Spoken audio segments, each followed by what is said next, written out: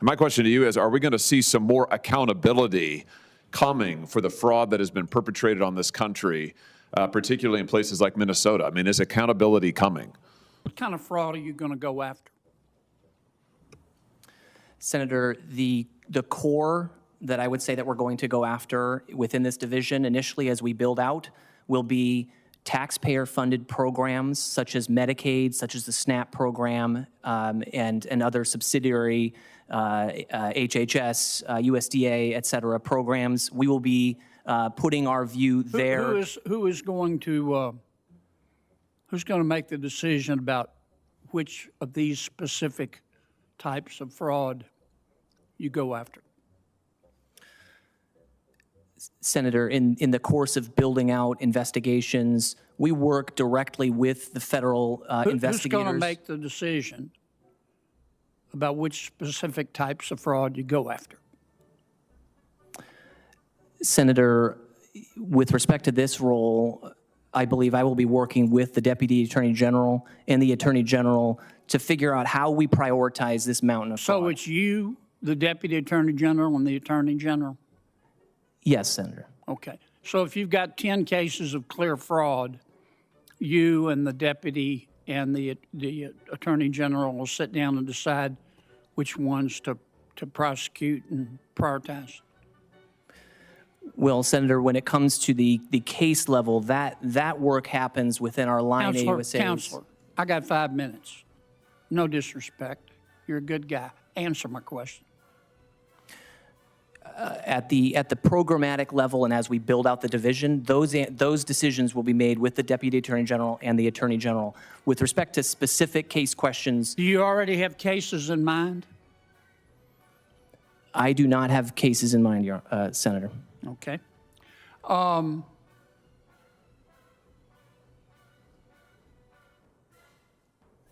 So suppose we can agree. I think that the federal taxpayers, American taxpayers, put up between 50 and 90% of the money in the Medicaid program. States love it. Let's suppose that you have a governor who knows there's fraud in his Medicaid program, but he ignores it because he would lose all this federal money. Is that fraud?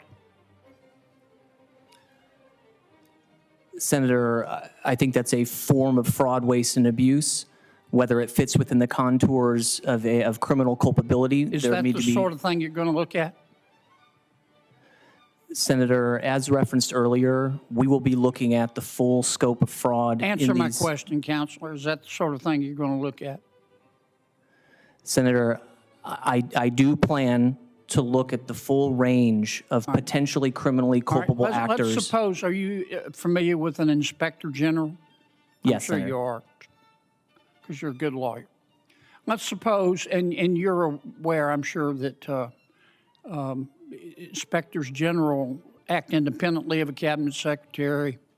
Cabinet Secretary under the law, I think it's 5 U.S.C. Section 417, can only overrule an Inspector General if what that Inspector General is doing is dramatically hurts the U.S. interests or some sort of pretty language like that.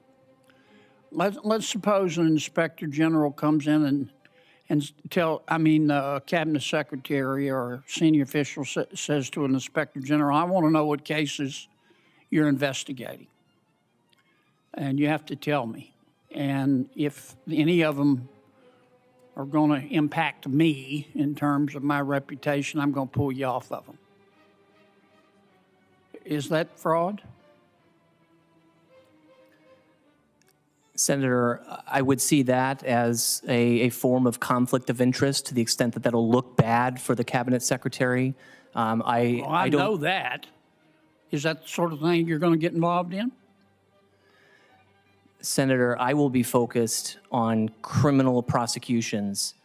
That will be my focus in identifying fraudsters operating, taking money. Let's suppose the Census Bureau tells you that 11% of the American people are poor, and we get to decide the definition.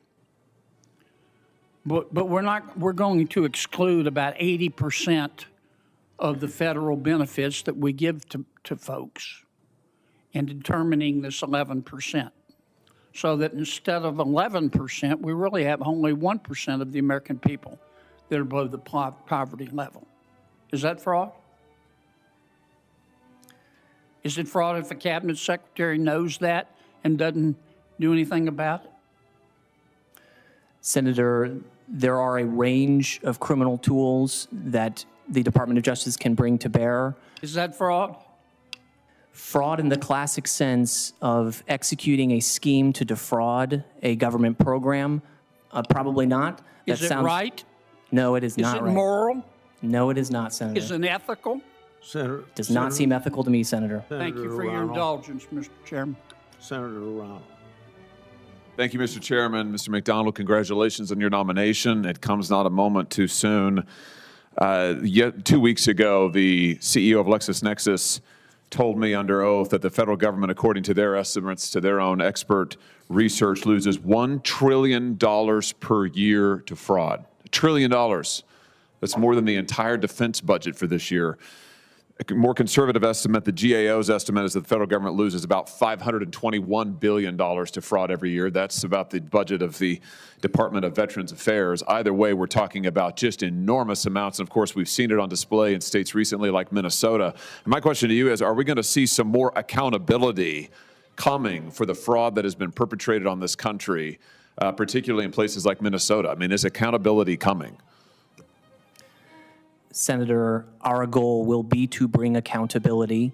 It will not be easy, but we will work tirelessly to bring that accountability to ensure that the fraud that we are seeing annually is erased. Let me just give you one example of the kind of accountability I think we need to see. The Attorney General of the state of Minnesota, Keith Ellison, was in front of a committee of mine, and under oath, I would just say, just a couple of weeks ago. Mr. Ellison is right at the center of the scandal, the Somali fraud scandal that has rocked that state. Just to take one piece of it, a group called Feeding Our Future, as you probably know, defrauded the federal government of at least $250 million. $250 million that did not go to feed the homeless. It did not go to feed the poor. It did not go to feed children. Instead, it bought yachts. It bought luxury planes. It bought fancy vacations. It was smuggled out of the Minneapolis airport in suitcases. 12,000 pounds of $100 bills smuggled out of the Minneapolis airport in suitcases, for heaven's sake.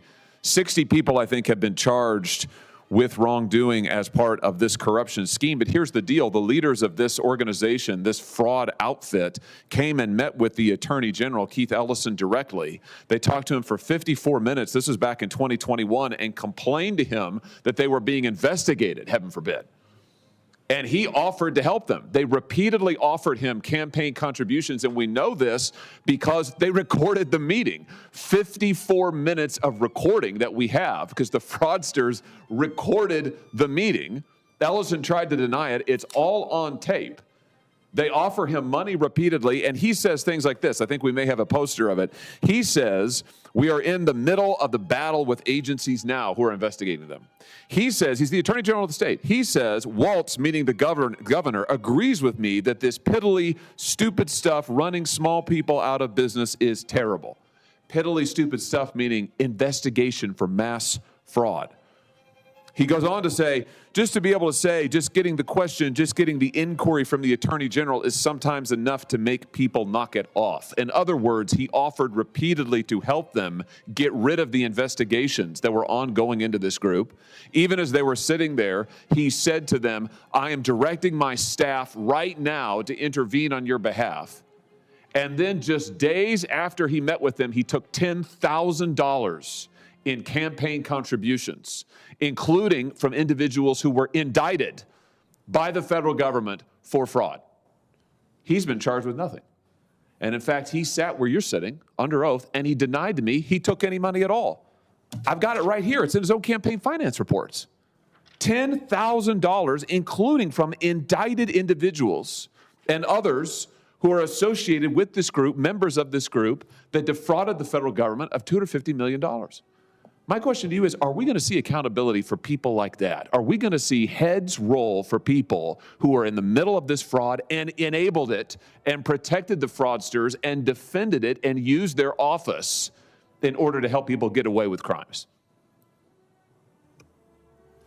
Senator, first, that is certainly not how law enforcement is supposed to work. When there is evidence and when investigators are digging into potential crime, to then have lead law enforcement try to close up that shop and turn away the investigators. That's not how law enforcement is supposed to work, and it's certainly not how law enforcement is going to work in the Department of Justice and in the National Fraud Enforcement Division. We will be, the vision that we have is a division that is large enough where no fraud is too big and no fraud is too small, so that we can reach all actors within the chain of criminal culpability, and no one more than that, only those within the chain of criminal culpability. Those are the ones that we are going to be looking after, investigating, and following the facts without fear or favor. Good. I think that's absolutely vital. I think it's long overdue. You said that no fraud is too big or too small. I hope that will also mean that no elected official is too big or too small, because those who helped enable this fraud,